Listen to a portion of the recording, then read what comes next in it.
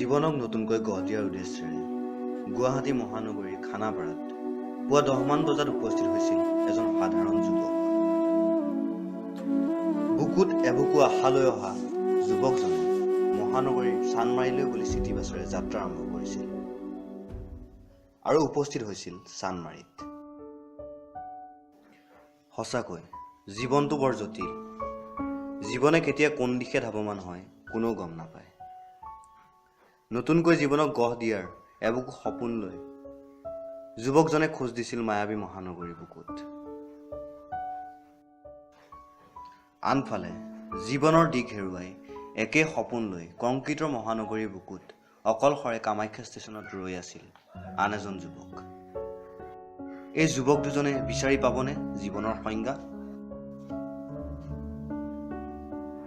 19 আগষ্ট ৰাতিপুৱা সময় প্ৰায় 10 বাজিবৰ হৈছে।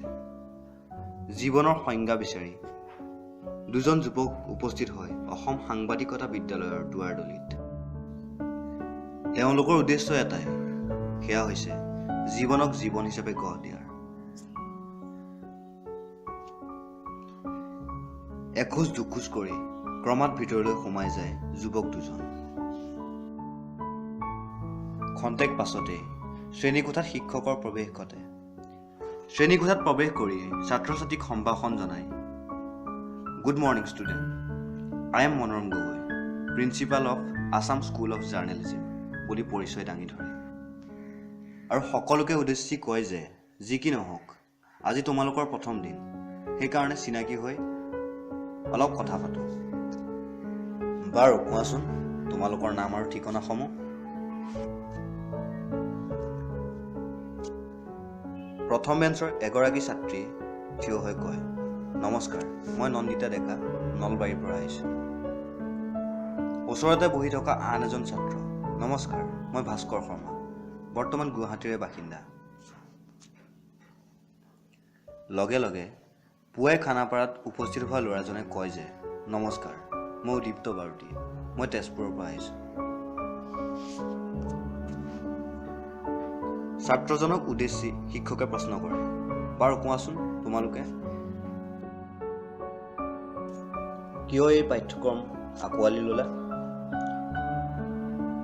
আকৌ ছাত্ৰজনে কৈ উঠিলে, ছাৰ, বিশেষ কথা একো নাই, সংবাদ জগতখনৰ প্ৰতি সৰুৰে পৰা বৰ আকৃষ্ট, সেয়ে ইয়াক বিস্তৃতভাৱে জানি সম্পূৰ্ণ জ্ঞান লৈ প্ৰকৃত নৈতিকতাৰ পৰিপুষ্ট সাংবাদিক হিচাপে নিজকে প্ৰস্তুত কৰি সমাজৰ এটা হ'লেও ভাল কাম কৰাই মোৰ হেঁপাহ, ছাৰ।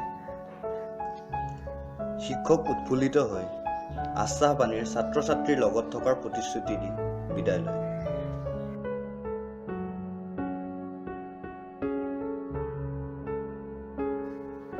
লগে লগে বিভিন্ন ঠাইৰ পৰা অহা ছাত্ৰ ছাত্ৰীৰ মাজত কথোপকথন আৰম্ভ হয়।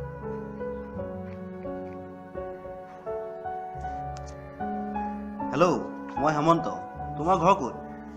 হাই, মই অৰুণিমা। মই লখিমপুৰৰ দ্বীপ দেই।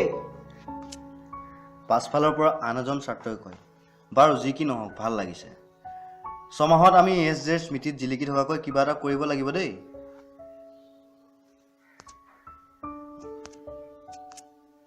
এতিয়া দিনটোৰ দ্বিতীয় ক্লাছ আৰম্ভ হয়।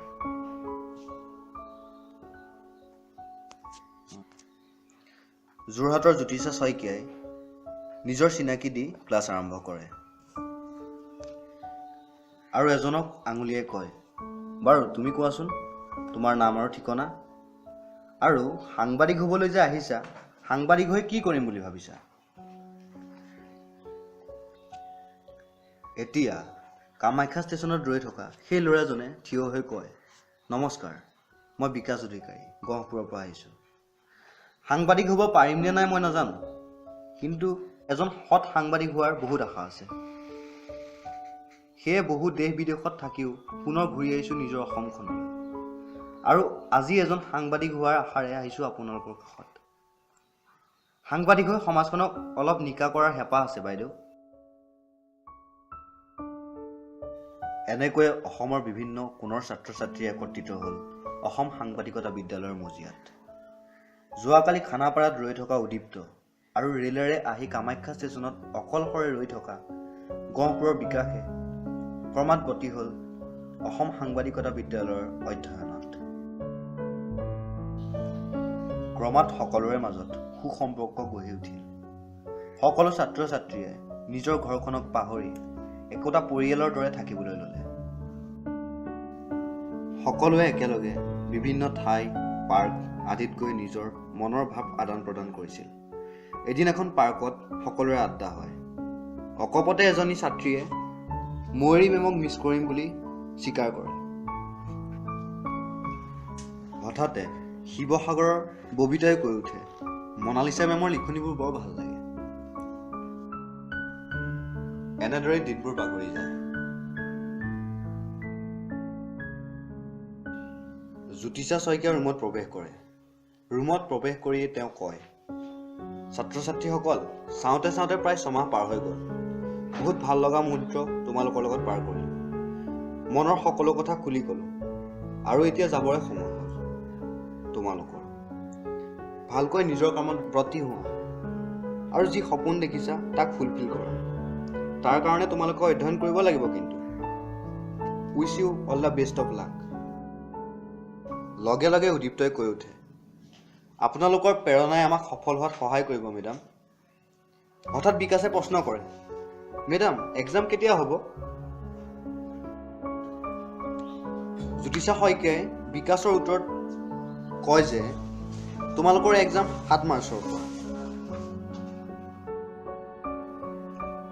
জীৱনটো গঢ় দিবলৈ আহিছিলে অসমৰ বিভিন্ন প্ৰান্তৰ বহুজন ছাত্ৰ ছাত্ৰী। বহু শিকিলে নজনা কথা, বহুতো নকৰা কামো কৰিলে সকলোৱে। আৰু এই ASJৰ দ্বাৰা বহুতৰ লুপ্ত প্ৰতিভা বিকাশ হ'ল। ASJে বহুখিনি দিলে আৰু আজি সময় সমাগত নিজকে পৰীক্ষা কৰা, সকলো ব্যস্ত নিজক প্ৰস্তুত কৰা। ক্ৰমে 7, 8 আৰু 9 মাৰ্চ সকলোৰে উদ্যমেৰে পৰীক্ষা দিয়ে। আৰু পৰীক্ষাৰ শেষ অৱস্থাত শিক্ষয়িত্ৰীয়ে সকলোকে অলপ টাইম ৰ'বলৈ অনুৰোধ জনায় আৰু কয় যে তোমালোকৰ এক্সাম শেষ যদিও কৰণীয় আৰু অলপ আছে। প্ৰেক্টিকেল হিচাপে তোমালোকে এখন শ্বৰ্ট ফিল্ম বনাব লাগিব। সকলোৱে বিষয়টো বাছি ল'বা।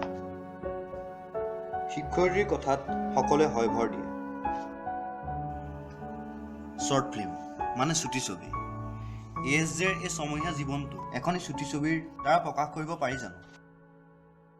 6 মাহ যদিও এক সাধাৰণ সময়, তথাপিও ASJে গঢ়ি তুলিছিল প্ৰায় 6 বছৰীয়া অভিজ্ঞতাৰ দৰে। আজি উদীপ্ত, বিকাশ, ববিতা, মুন্মি, সুলেখা আৰু জয়শ্ৰীয়ে এই অন্তিম ক্ষণত উপস্থিত হৈ ASJৰ বুকুত পাৰ কৰা এই 6 মাহৰ অন্তৰালত থকা কিছুমান মুহূৰ্ত চিৰদিন স্মৃতিত থাকি যোৱাকৈ নিজকে DSLR ৰূপত প্ৰকাশ কৰিলে আৰু ASJৰ বুকুত এই ছমহীয়া ছবিখনক চুটি ছবিৰ ৰূপ দি আপোনালোকৰ হাতত অৰ্পণ কৰিলে। আৰু এই DSLRক চাই কেতিয়াবা বিকাশ, উদীপ্ত, ববিতা, সুলেখাহঁতক মনত পেলাই তাৰ কামনাৰে ছবিখন আপোনালোকৰ হাতত অৰ্পণ কৰিলে। জয়তু অসম সাংবাদিকতা বিদ্যালয়। ধন্যবাদ।